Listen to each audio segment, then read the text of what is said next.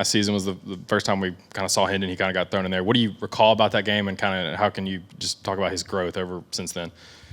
Yeah, similar to what we talked about at the beginning of fall camp, Hendon's a completely different guy. His confidence, his fundamentals, his development since that point, he's a completely different quarterback from mental side, physical side, the entire aspect of playing the position, and that's why you've seen the success and the growth, kind of using that game as a jumping off point from last year. A couple of things. Joe Milton, 8 out of 9, 113 yards and a touchdown. How would you assess the way he played? He played extremely well. Hate to use the word flawless, but he played extremely high level out there. It gave us a bunch of confidence. It's with the transfer portal and all that, it's hard to have two high-level quarterbacks, and Joe showed us that we have two very good options at quarterback, and we have a ton of confidence playing him. What impresses you most about Pitt's defense? Extremely aggressive in the way that they play. They're sound. They play within their scheme at a very high level, but within that, they play extremely aggressively every single snap, extremely physical. You're going to have to show up and take everything that you get in this one. Joey, back to Hendon. With his development and the things that he does better now, when you guys are discussing game plan and what he can execute, how much is that opened up in the options you can give him and want to call with him as your quarterback? Yeah, with Hendon, man, he's at the point right now, the way he's playing, you've got an open book with him. You can call it. You feel comfortable. He'll operate anything you put him out there. And the other thing is what we've talked about on his confidence side of it. He will now let us know if he's like, hey, I'm not comfortable with that. I don't like that. And we know if he's saying that, then it's gone. He's not just saying it because he's uncomfortable or he's worried about it. He's like, nah, I don't like this. It doesn't fit. I don't like how it's timing up. Cool, it's out. So we have that kind of bond and rapport now where we can call anything. He trusts us that what we're putting in the game makes sense, and then if it doesn't work for either one, we can pull it, which makes it on our end a lot easier to game plan on the front end. Back to last year's Pitt game, Hendon just comes in right there in the second quarter, kind of on the fly. Back to your conversations with him, what were those like right within the game when you knew he had to go out there, and how condensed was the playbook and the options with him on the fly in that game? First question, the conversation with him was just like, hey, man, like, whenever you're the backup quarterback, I experience the same thing. You're always one play away. So it was like, hey, knew this was a chance. Like, here's what we're doing. Here's what we're seeing. Go take it. And we didn't have, like, a separate game plan between him and Joe. We had what we had, and we called it, and we're basing it off what the looks we were seeing. So that part, there wasn't much of a difference, and it was just really the conversation. You can't make it too big of a deal. This is always an opportunity in football that this could happen. Here it happened, and go play. Joe, you just said a second ago how with Joe that there's maybe no such thing as like a flawless game, but it looked like maybe in the first half Thursday, just a couple of throws where Hendon maybe looked like the rhythm was just kind of getting its feet wet into the season or however you want to call it.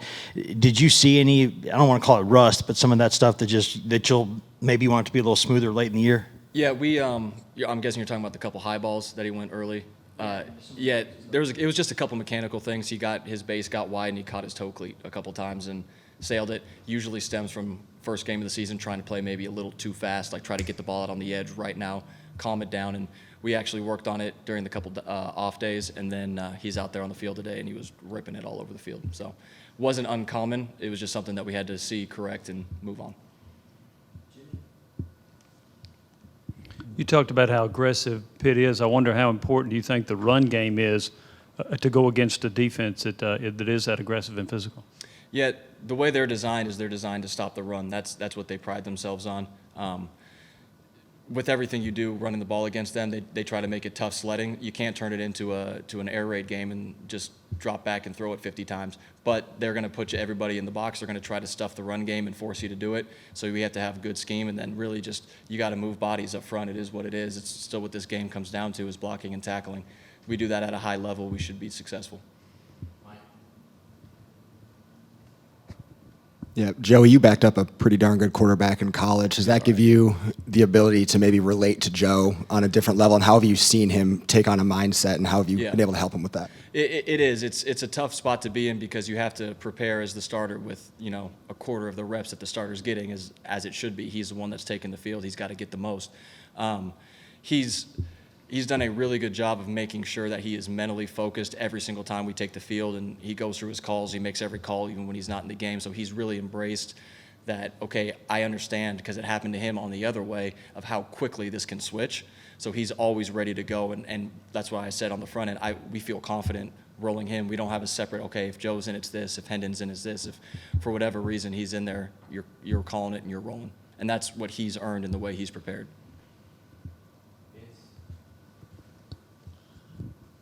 Joey, I know they didn't have the biggest sample size, but can you hit on the other quarterbacks that got a chance to play in Taven, Gasson, and Navy? Yeah, with the young guy Taven going in there, the main thing is it's tough going in there in that situation. Is just trying to operate under the lights. You want to call everything the correct way, stay in your reads the correct way, and there's always the freshman hiccups, which are in there. But what I like about Taven is his best practices in fall camp were in Neyland Stadium. He went out there and the moment wasn't too big for him. He's the gamer. That's the type of guy he is. That's what I liked about him in the recruiting process, and you saw that on Thursday night as well.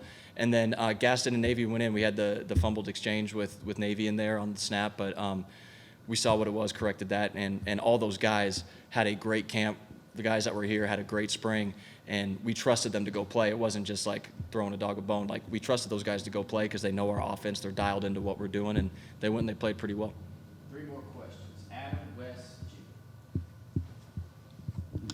You said Joe was almost flawless, really good. You also complimented Hendon. How comfortable is that to be able to praise both of those guys and know there's not who's going to start? How comfortable does that make that room? Yeah, it's extremely comfortable in there. Joe and Hendon are really good friends, like legitimately off the field, extremely close friends. So they're happy for each other when they're doing well. You don't have Joe in there saying like, oh man, I would have made that throw. You don't have Hendon in there when Joe does something well saying like, oh man, I hope they don't. There's none of that. Hendon's our starting quarterback. He's our guy right now.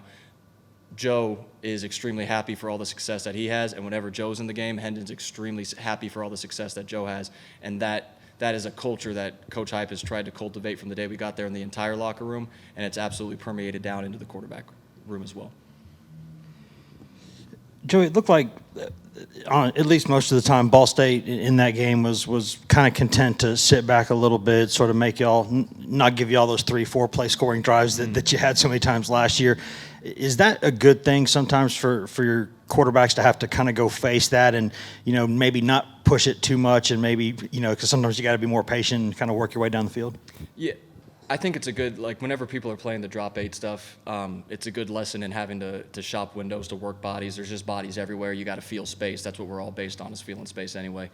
So it's a good thing for him to see that early in the year, because someone else is going to try it at some point. Don't know who it's going to be, but it's going to show up again. With that said, like, we're still going to attack. We're still going to dictate the way the game's played on our side of the ball, regardless of the style of the defense. So they were playing soft. It's like, cool, we're not going to do anything that's foolish and just try to launch it down the middle of the field. But they were giving us the short stuff, and we were taking that thing all night. So whenever they're giving it to you, you just keep taking it, and you move on down the road, and eventually you get somebody in a one-on-one situation, like what happened in the fourth quarter, and we hit Jimmy on the dig rolling in there, and he goes and gets off the field. So you still have all the same opportunities. It's just him understanding the type of game it's going to be, and you can't get bored with routine success. You got to keep taking what's there and keep pushing it aggressively down the field. Joe, you mentioned that last year when Milton went out with an injury and Hooker took over, that you had the same game plan for him. Mm-hmm. Does that still hold true? Do you have the same plan for him, or do you tweak it a little bit to try to take advantage of maybe their different skill set? Not really. I mean, we're rolling out there with what we got. We were really confident in the plan, and it stems back from the first question about what do you have in with him. Like, we're wide open with him, and we feel like Joe can operate in the same way. So we're not having to say, like, well, this guy can do this, but he can't do that. So if he's in, we can't call this. But if this guy's in, we can call this. There's none of that going on. We're calling it and we're playing it because we have confidence in both those guys to take over. Thank you.